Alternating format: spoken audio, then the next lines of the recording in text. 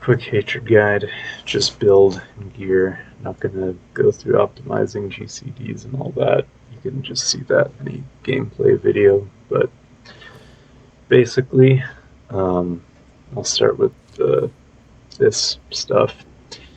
You'll want 2 charges of Death Field. It's pretty good. You get like cut to pieces on Recklessness, and then Recklessness gives you another charge of Death Field. So does killing someone. So in Cleave, you can end up Death Field spamming. It's pretty good, I would say in general though. If like new people enter Cleave, Lacerate should be prioritized over Death Field. But when everyone's dotted, you're gonna be spamming it. Then I use this, makes 4 speed last longer. It's cool, it's good. I don't know if it still puts you in combat. This is for regs. I'll show you what I use in arenas. I mean, you shouldn't really play this shit in arenas, but if you are, I'll show you what I usually use. Then you want Eradicate to do its damage over 1 second. It's better than the others in most games. Reason why is because if you put Eradicate on someone and they die, you lose a whole bunch of potential damage. This prevents that from happening. It also works really well with Shadowcraft, which is one of the implants that we'll use. Then you want Infinite Force. Just always run this. It just gives you infinite resource, so you never have to basic attack literally ever. Like, it'll just never happen. Then I prefer Dark Stability to Fade, which seems weird because Shadowcraft, but in my opinion, if you're like 1v8ing in Odessen, it's a lot better to have this because you can get more dots off and stuff. Get your nut off before you die, all that. Then you need this. This is necessary. It is so cringe that we have to choose between Lacerate damage and a necessary thing, but you have to run this. Then Shroud, of course, that's also just always there. And then I prefer Avoidance over Shroud of Madness for just regs, like 8v8s, whatever. If you're in a game where everything's just dying instantly and like that's all you're getting all night, you're running like 8 mans, then maybe Reaper's Rush will be better DPS. Depends. Anyway, if I were playing solo queue, like just arenas, which I do quite a bit on this character, I guess, on Hatred, usually in that I'm running this, all this stuff the same, then I'm taking this and this.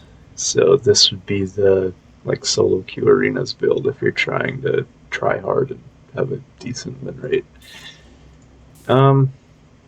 Then on to gear, I guess. For tactical, use 2-time trouble most of the time. If you're in arenas, just solo queuing, you'll use 2 cloaks. If you're in tank heal arenas, like turbo competitive group rank 2.0, I guess, then you probably won't care about overload. You'll probably just run basically all the same stuff. You could potentially be running this too, but basically all this same stuff.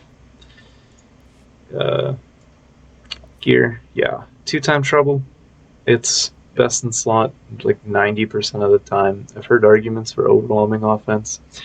I don't like it just because it doesn't scale into cleave, so you usually end up getting like 4.5% DPS increase from overwhelming offense over the course of the game. 2-time trouble can be low, like it can be below 4% if you just have a weird game where it's like 13k because everything dies instantly and you're just running around. It's like a marathon game. But if you're having a game where you have cleave, 2-time trouble is way better than overwhelming offense. So I see no reason not to run 2-time trouble. Leeching spam is fun, but it's not super good. It can actually out DPS 2-time trouble. Like I would say even this is probably better than overwhelming offense, as long as you can manage it. So like, for example, I'll just show you. Basically, you have to click off a buff on your bar, which makes it a little sus, but it would look something like this.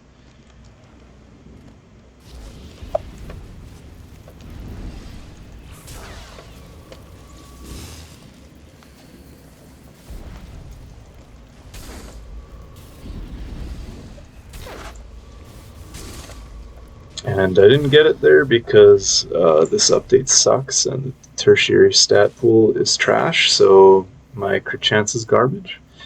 But basically, when you get to 3 stacks of a little buff from Leeching Spam, you right click the buff on your bar, you hit it again, and then you can chain it indefinitely. Yeah, and then implants, Shadowcraft, and then I personally run Stimulated, and then I use the Mastery Augments. That gives you more DPS, at least with like the way the Bolster works, because you are in 336. Mastery Augs are best in slot for that. You could, instead of Stimulated, if you don't like it or whatever, you can run second wind, I guess, if you're solo queue. It's pretty good sometimes. You can also run the 3% damage increase one for Sin, but I think it's actually less DPS than 5% Mastery with the Mastery Augs. You end up getting higher crit stats with Mastery Augs than you would get if you ran crit Augs, if you use Stimulated on Hatred. So, yeah, little quick guide. I'll do a brief rotation, I guess. It's not really a rotation, it's just a priority system. I would suggest not doing the parse rotation where you space your dots 2 GCDs or so in PvP, just because you always want dots up, because you always want to be having like the opportunity to spread. The opportunity cost of not being able to spread if you're spacing dots in a weird way is just not good. And force management is also like super easy in PvP because Lacerate will trigger lightning charge on everybody, and you get a fuckload of force, so you just have infinite force. So there's no reason to bother doing the PvE stuff. It'll just look something like this.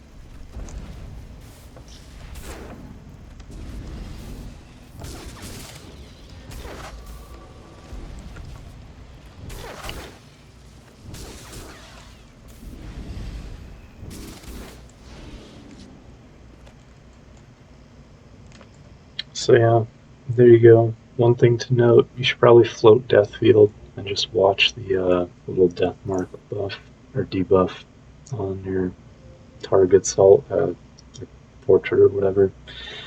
I did it really poorly at the start there. I played that just as if I was in a PvP game, trying to get my nut off. I will show some gameplay now, probably, I guess. And you can see kind of what it looks like in action more accurately. But yeah, anyway, that is it for my little hatred thing. Hopefully it's useful. Peace.